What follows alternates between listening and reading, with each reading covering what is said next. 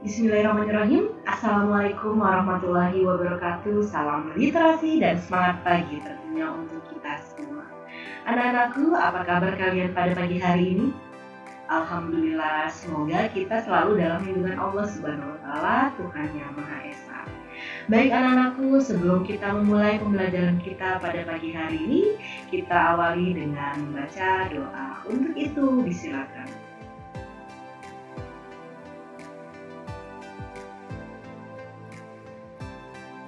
Selesai. Baik anak-anakku, kita lanjut ke salindia berikut ini.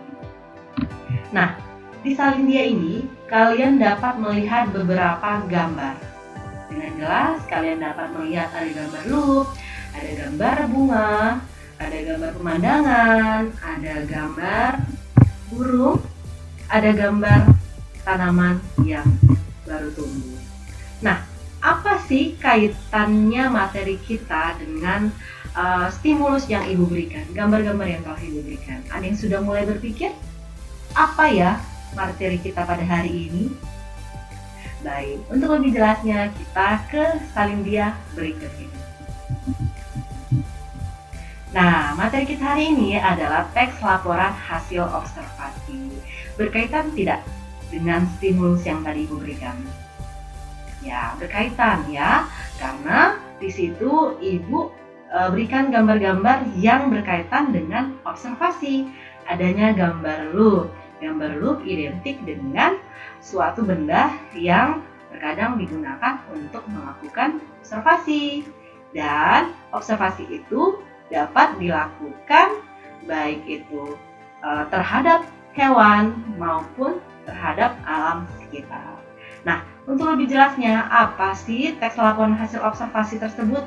Kita ke salindia berikut ini. Nah, yang pertama adalah definisi. Definisi dari observasi adalah suatu aktivitas pengamatan terhadap sebuah objek secara langsung dan mendetail untuk menemukan informasi mengenai objek tertentu. Kata kuncinya agar kalian ingat, observasi adalah pengamatan. Paham ya?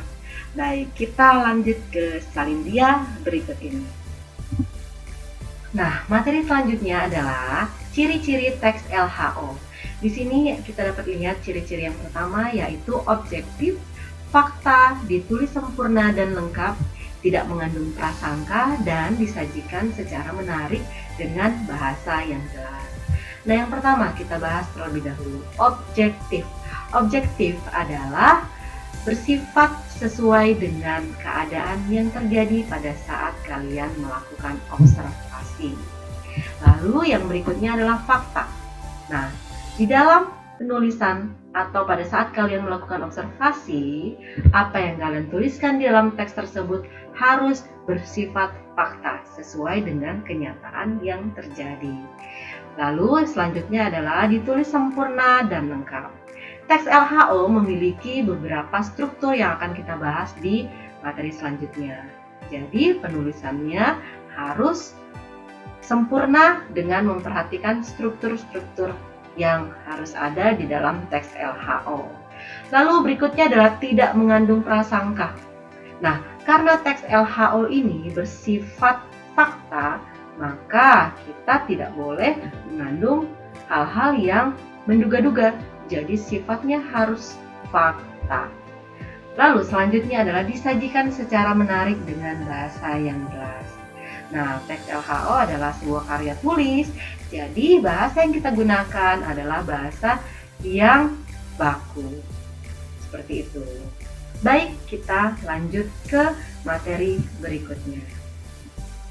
Nah, tadi Ibu sudah menyinggung sekilas mengenai struktur teks LHO. Nah, dapat kalian perhatikan struktur teks LHO ada 3 ya.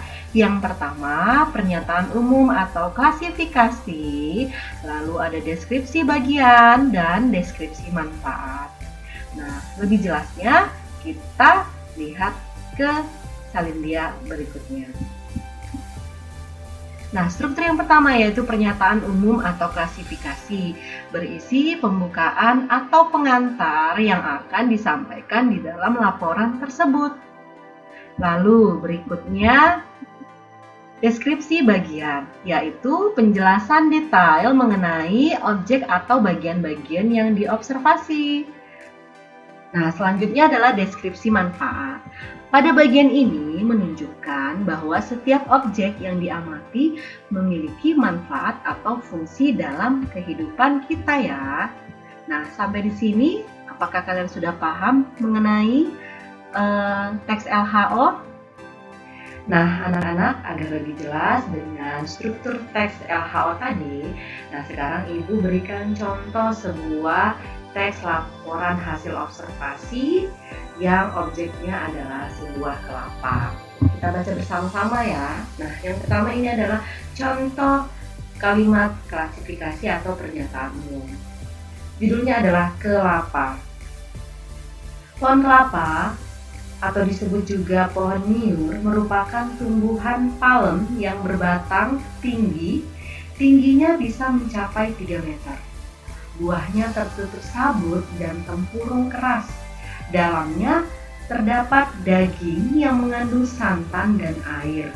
Kelapa adalah sebutan dari nama buah yang dihasilkan tumbuhan ini. Kelapa menjadi tumbuhan serbaguna karena dimanfaatkan semua bagiannya oleh manusia. Karena banyak manfaatnya, maka tunas kelapa dijadikan sebagai lambang pramuka di Indonesia. Tumbuhan ini diperkirakan berasal dari pesisir Samudra Hindia di Asia.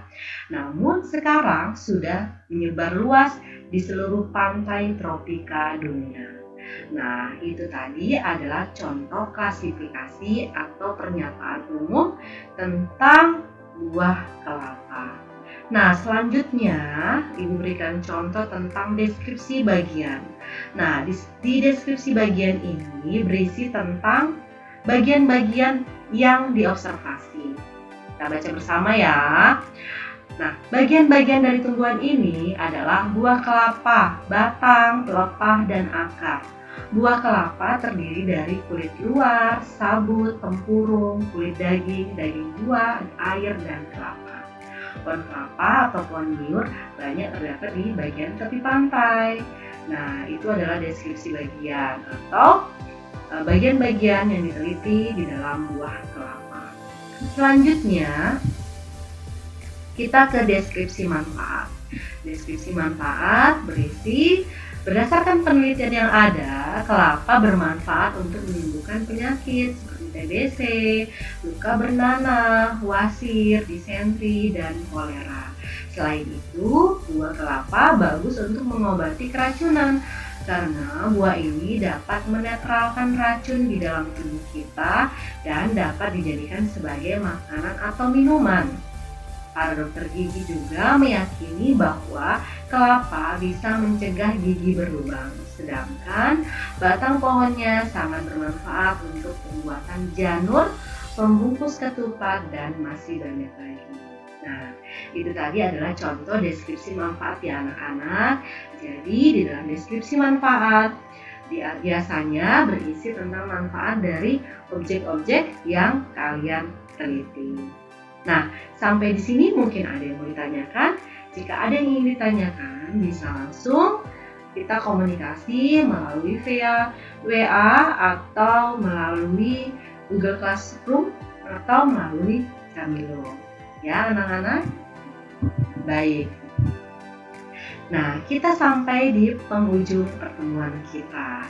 Nah, masih ingat ya tadi materi kita apa saja yang Ibu jelaskan kepada kalian? Ya, hari ini kita belajar mengenai teks laporan hasil observasi, berupa definisi, ciri-cirinya, dan strukturnya, sertai dengan contoh. Nah, pertemuan berikutnya kita masih pada materi teks LHO, tapi dengan sub materi yang berbeda. Untuk itu, tetap jaga kesehatan, ya, agar kita dapat bersua kembali di pelajaran berikutnya. Sampai jumpa dan assalamualaikum warahmatullahi wabarakatuh. Terima kasih.